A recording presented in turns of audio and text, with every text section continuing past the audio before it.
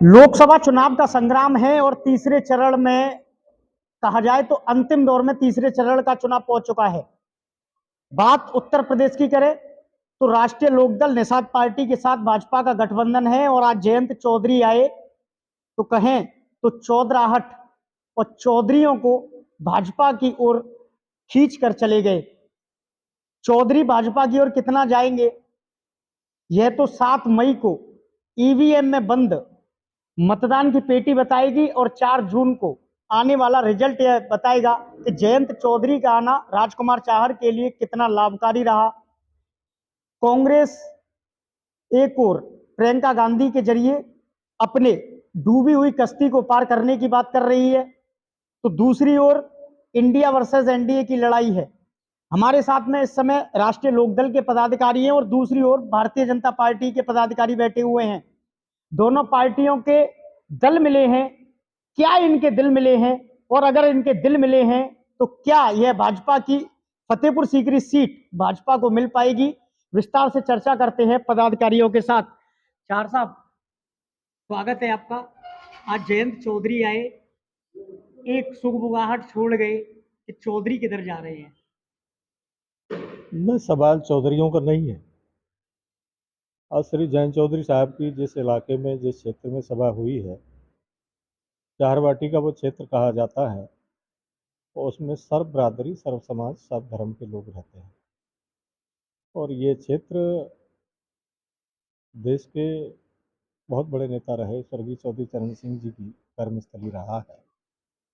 तो पर्टिकुलर किसी कौम की बात न की जाए, सभी बरादरियों की, सम्मानित बरादरियों की बात की जाए तो निश्चित रूप से बड़ा बदलाव और बड़ा जोश जनता के बीच में आया है। कहा जाता है कि चारवाटी चाहरों का गढ़ है और चाहरवाटी मतदान की रूप बदलने में एक मादा रखता है अपने आप में। नहीं, उसमें सर्व बरादरी के लोग रहते हैं जी, नाम चाहरवाटी है, लेकिन सर्व बरादरी के लोग रहते हैं और जाति से परे बड़े राजनीति करने आए जयंत बड़े चौधरी। बड़े प्यार से रहते हैं। जी, और राष्ट्रीय लोकदल कोई ऐसा दल नहीं है कि जिसमें कोई जाति विशेष हो। सर्व बरादरियों का प्रतिनिधित्व है। मेरे साथ बैठे हैं प्रदेश के उपाध्यक्ष हैं नरेंद्र बघेल जी और हमारे जिलाध्यक्ष हैं महेश जाटव जी।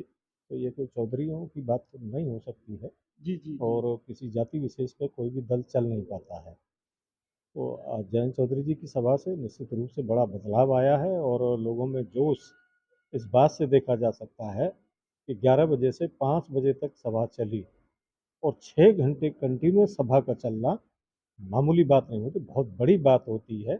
ये कमिटमेंट था। और इस सभा में हमारे बागपत के प्रत्याशी, बिजनौर के प्रत्याशी भी थे।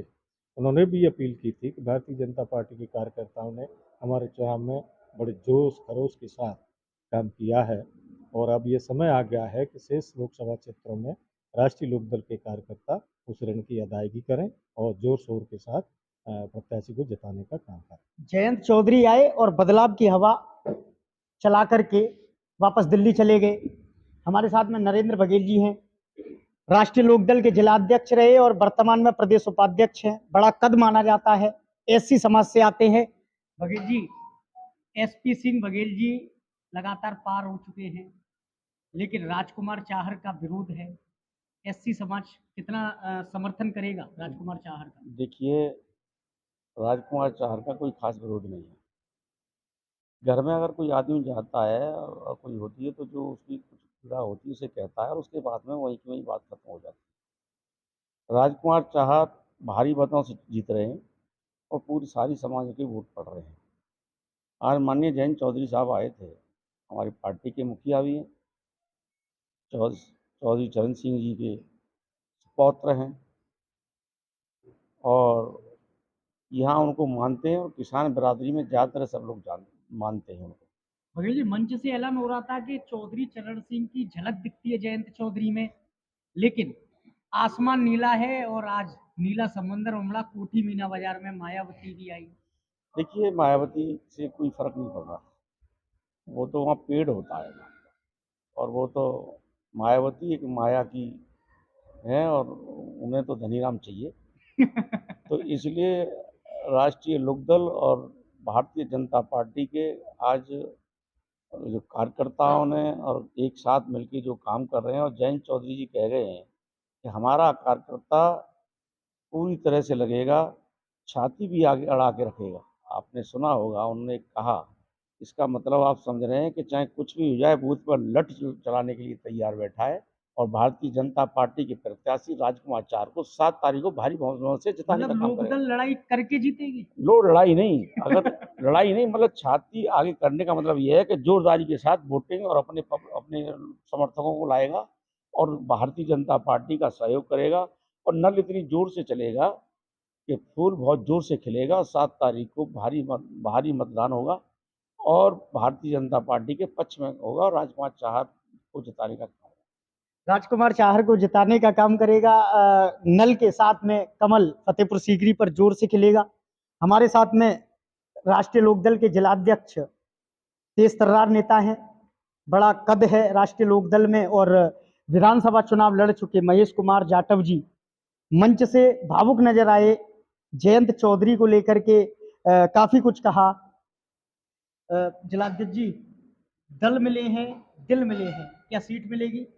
बिल्कुल 100% मैं कहना चाहता हूं कि फतेहपुर सीकरी ही नहीं, हम आगरा की सीट ही बहुत बड़े मार्जिन से जीत रहे हैं और फतेहपुर सीकरी हम पिछली बार से ज़्यादा मार्जिन से जीतेंगे। कहने के लिए कुछ भी हो, और अगर ये तो थोड़ी बहुत बात कर रहे हैं जो ये घर परिवार में चलती है। घर परिवार में 4 बच्चे होते हैं, आपस में खटकते हैं, भिड़ते हैं, पर ये नहीं है कि परिवार का बच्चा दूसरे पड़ोसी घर जाके रहने लगे, ऐसा नहीं होता है। ये एक लोकदल और राष्ट्रीय लोकदल और भारतीय जनता पार्टी एक परिवार है। भारतीय जनता पार्टी बड़े भाई की भूमिका में, राष्ट्रीय लोकदल छोटे भाई की भूमिका में, दोनों भाई मिलकर के इस बार एक भाई हैंडपंप चलाएगा तो पानी निकलेगा, और जब पानी निकलेगा तो कीचड़ बनेगी, कीचड़ बनेगी तो कमल बहुत तेजी से खिलेगा। कीचड़ में कमल खिलेगा, आपकी बात सही है, लेकिन भाजपा के विधायक ने कहीं ना कहीं कीचड़ फैलाने का काम किया है। क्या राष्ट्रीय लोकदल के पदाधिकारी भाजपा के पदाधिकारियों के साथ मिलकर उन्हें मनाने गए? क्योंकि वो खुला ऐलान कर रहे हैं, सीट बदल देते हम चुनाव नहीं लड़ते। देखिए, वो उनका अपना विचार है, वो चुनाव लड़ रहे हैं, मगर उनसे कोई फर्क नहीं पड़ेगा। मैं पूरे क्षेत्र में लगातार लगा हुआ हूँ, करीब 2 महीने मुझे हो गए। मैंने घर घर गया, बहुत जगह गया। थोड़ा बहुत वोट वो ले पाएंगे तो फतेहपुर सीकरी से ले पाएंगे। फतेहपुर सीकरी में कुछ उनका व्यक्तिगत जो होगा, बाकी का कहीं पे सुपड़ा साफ। उनका सुपड़ा साफ है, बागी हुए विधायक का सुपड़ा निश्चित रूप से साफ है, ये कहना है राष्ट्रीय लोकदल के जिलाध्यक्ष महेश कुमार जाटव का। हमारे साथ में ये जो शख्सियत है किसान मोर्चा के आगरा के जिलाध्यक्ष हैं देवेंद्र रावत। देवेंद्र रावत जी से जानेंगे कि अभी हाल ही में पद मिला है, काफी बड़ा पद है इन पर, पूरे आगरा की जिम्मेदारी इन्हें किसान मोर्चा की दी गई है। चूंकि किसान मोर्चा के राष्ट्रीय अध्यक्ष राजकुमार चाहर के साथ ये लगातार काम कर रहे हैं। रावत जी, आप तो ब्राह्मण चेहरा है, ब्राह्मण इस बार किस ओर जा रहे हैं? सीमा उपाध्याय के साथ 2019 में गए थे, इस बार रामनिवास शर्मा के साथ जाएंगे या फिर भाजपा के साथ? मैं आपको ये बता देना चाहता हूँ, पहले तो ये जो भारतीय जनता पार्टी चुनाव लड़ती है या लड़ रही है, वो जाति धर्म के आधार पर चुनाव नहीं लड़ती है, क्योंकि ये चुनाव राष्ट्रवाद का चुनाव है, राष्ट्र निर्माण के लिए चुनाव हो रहा है। इसमें जाति का कोई फर्क नहीं है। ब्राह्मण भाजपा का रहा है, वो कभी उस समय सीमा जी के साथ था, सीमा जी हमारे साथ हैं, तो ब्राह्मण कहीं नहीं जा रहा है। 100% का 100% ब्राह्मण भाजपा के साथ है, साथ रहेगा। माननीय राजकुमार चार जी को भारी मतों से विजयी बनाएंगे। और मैं अभी, जैसे आप जातवाद की बात कर रहे थे, हमारे भाई बैठे थे जयंत चौधरी जी की, उन्होंने 2 बार मंच से कहा। पहले तो भाजपा ने माननीय चौधरी साहब जो गरीब किसानों के मसीहा रहे, उनको भारत रत्न दे के ये बता दिया कि भारतीय जनता पार्टी जातवाद की पार्टी नहीं है, जो कि पिछले 60 सालों से कांग्रेस ने उनको वो सम्मान नहीं दिया, वो हमारे प्रधानमंत्री नरेंद्र मोदी जी ने दिया। आज माननीय हमारे जयंत चौधरी जी आए, उन्होंने मंच से 3 बार कहा कि ये चार बाटी केवल चारों की नहीं, इसमें सारी समाजों का वो है। तो ये चुनाव जातवाद पे, ब्राह्मण जाट क्षत्रिय कोई उस पर नहीं हो रहा आधार पर, ये राष्ट्र निर्माण का चुनाव है। माननीय हमारे लोकप्रिय सांसद भारी मतों से जीतेंगे, ऐसा मेरा मानना है। रावत जी, कल ब्रजेश पाठक आगरा आए, लगातार 3 सभाएं ब्रजेश पाठक ने की, लेकिन जगनेर में कुछ कार्यक्रम उनके अछूते रहे। जगनेर से ब्राह्मणों ने आवाज उठाई है कि ब्राह्मणों का अपमान हुआ है, क्या भाजपा उन्हें मनाने जाएगी? नहीं, ऐसा नहीं है, उनसे हमारी लगातार बात हुई है और कोई ऐसा नहीं है, माननीय मुख्यमंत्री जी हैं, उनका प्रोटोकॉल होता है, पहले से कार्यक्रम की कोई सूचना नहीं होगी, जो मुझे लगता है उस आधार पर वो कार्यक्रम हो सकता है रह गया होगा। क्योंकि कल माननीय मुख्यमंत्री जी, हमारे उप मुख्यमंत्री जी की 3 सभाएं थी, तो बीच में अब किसने क्या कार्यक्रम लगाया है ये मेरी जानकारी में पूर्णतः नहीं है, लेकिन कोई रूठा हुआ नहीं है, ये मैं निश्चित कह सकता हूँ। कोई रूठा हुआ नहीं है, सभी एकजुट होकर के काम कर रहे हैं। युवा मोर्चा में लगातार युवाओं को बीजेपी की परिभाषा सिखा रहे हरिओम रावत जी हमारे बीच में है। रावत जी, मोदी जी कह रहे हैं परिवारवाद, मोदी जी कह रहे हैं कि विपक्ष सपा में बच्चा जन्मता है तो उसका टीका कर दिया जाता है कि ये विधायक जी पैदा हुए हैं, ये सांसद जी पैदा हुए हैं। लेकिन बीजेपी का कुनबा लगातार शायद माना जाए तो घटता जा रहा है। जिस तरीके से वरुण गांधी की टिकट काटी गई है, बाबूलाल जी बागी हुए हैं, क्या लग रहा है? आप युवा हैं। भारतीय जनता पार्टी का कुनबा, भारतीय जनता पार्टी का वो कार्यकर्ता है जो बूथ पर पार्टी की लड़ाई लड़ता है। नेता के आने या न जाने से भारतीय जनता पार्टी पर कोई फर्क नहीं पड़ता। यहाँ पार्टी का जनाधार, पार्टी की आत्मा कार्यकर्ता के अंदर बसती है। और माननीय वरुण गांधी की आप बात करेंगे तो उनकी माता जी चुनाव लड़ रही हैं और पार्टी ने परिवारवाद का विरोध किया, तो पार्टी कम से कम इस पर अपने आप को चलाने का काम भी करती है। तो उसी सिद्धांत के आधार पर उनको टिकट मेरे ख्याल से नहीं दिया गया है। और पार्टी की आप बात करें, करोड़ों कार्यकर्ता आज भारतीय जनता पार्टी के साथ जुड़ा है और भगवान राम के मानने वाले, इस देश को आगे ले जाने वाले तमाम कार्यकर्ता आने वाले समय में मोदी जी को 400 से ऊपर सीटें दिलवाएंगे। और फतेहपुर सीकरी लोकसभा की हम बात करें तो यहाँ पर आपको एक बात बताना चाहता हूँ, हमारी भारतीय जनता पार्टी के 70,000 कार्यकर्ता हैं जो निरंतर बूथों पर काम करते हैं। पन्ना प्रमुख हैं, सेक्टर प्रमुख हैं, जिले के पदाधिकारी हैं, मोर्चों के पदाधिकारी हैं, सभी लोग अपनी तरफ से पार्टी के लिए निरंतर काम कर रहे हैं। और माननीय सांसद जी, जो कि वो भी एक कार्यकर्ता थे, पुराने समय में युवा मोर्चा के अध्यक्ष रहे, किसान मोर्चा के अध्यक्ष रहे, बजरंग दल के संयोजक रहे, और आज किसान मोर्चा के राष्ट्रीय अध्यक्ष हैं। उनके लिए कार्यकर्ता पूरे मन से लगा है और आने वाले समय में आपको पता लगेगा, पहले से ज्यादा मतों से वो जीतेंगे और आगे चलकर और ऊंचाइयां छुएंगे। और हरिओम जी, आप पर युवा मोर्चा की जिम्मेदारी है, युवा किधर जाएगा इस बार? ये अखिलेश कह रहे हैं हमने लैपटॉप दिए, बीजेपी ने लैपटॉप छोड़ो मोबाइल के साइज भी घटा दिया। माननीय मोदी जी की युवाओं के लिए एक परिभाषा उन्होंने दी कि मैं ऐसा युवा चाहता हूं जो अपने साथ जोड़ करके और युवाओं को रोजगार दे। तो उन्होंने नए यूनिकॉर्न, नए जो स्टार्टअप स्टार्ट करने के लिए युवाओं को सरकारी ग्रांट देने का काम किया है। आज मैं आपको बता रहा हूं 30 लाख नौकरियां नए स्टार्टअप के माध्यम से माननीय मोदी जी के प्रेरणा से युवाओं को मिली हैं। और उनमें से करीब 10 तो यूनिकॉर्न यानी कि 10-10 हजार करोड़ की कंपनियां बन गई हैं। कोई युवाओं को इस तरह का, क्योंकि आप जानते हैं सरकारी नौकरियों से वो भारत के युवा का पेट नहीं भर सकता।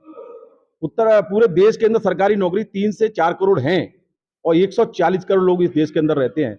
मुझे लगता नहीं है कि जब तक अपने आप को युवा स्थापित नहीं करेगा, खुद खड़ा नहीं होगा, स्वरोजगार नहीं करेगा, तो युवा खड़ा नहीं हो सकता, अपने आत्मसम्मान की लड़ाई खुद नहीं लड़ सकता। नौकरी के लिए हम लोग लड़ते रहेंगे तो सबको नौकरी नहीं मिल सकती। इसलिए प्राइवेट सेक्टर में हमें खुद का रोजगार स्थापित करना है। यही मोदी जी की प्रेरणा है, वो देश को खड़ा करना चाहते हैं। Made in India, make in India, इसके तहत ही इन्हीं प्रोग्राम को ला करके देश के अंदर विदेशी जो कंपनियां हैं वो आ रही हैं और यहाँ पर वो अपना सामान बना करके विदेश में बेच रही हैं। उससे भी युवाओं को बहुत बड़ा लाभ मिल रहा है। मेड इन इंडिया और मेक इन इंडिया के तहत युवाओं को रोजगार के साधन मिल रहे हैं। युवाओं को आत्मसम्मान बढ़ाना है और स्वयं रोजगार की तलाश करनी होगी। हमारे साथ में हमारे बड़े भाई युवा हैं, इनसे भी जानेंगे। भैया, आप युवा हैं, लगातार बीजेपी की आपके गले में पट्टिका डली हुई है। बीजेपी को तो आप जिता रहे हैं, लेकिन युवा कह रहे हैं कि अग्निवीर भर्ती योजना रद्द की जाए। नहीं रद्द की जाएगी। रद्द क्यों की जाएगी? जी, भारतीय जनता पार्टी युवाओं के लिए बहुत काम कर रही है, युवाओं के लिए नौकरी की अपेक्षा कर रही है, युवाओं के लिए ही काम कर रही है। बीजेपी युवाओं के हित में सोच रही है। बिल्कुल सोच रही है। बीजेपी युवाओं के हित में सोच रही है, ये कह करके अपनी बात को लगातार भाजपा और राष्ट्रीय लोकदल के नेता राजकुमार चाहर को पूर्ण बहुमत से जिताने की बात कर रहे हैं। दूसरी ओर एसपी सिंह बघेल की टक्कर पूजा अमरोही और सुरेश करदम से है। एसपी सिंह बघेल 2014 में जब भाजपा से जुड़े तब से आज तक 5 चुनाव लड़ने वाले एकमात्र व्यक्ति हैं और वर्तमान में स्वास्थ्य मंत्रालय संभाल रहे हैं। आगरा की दोनों सीटों पर क्या परिणाम रहेगा 4 जून को ही स्पष्ट हो पाएगा। अपने साथी विकास नोवार के साथ शेखर पंडित, आगरा।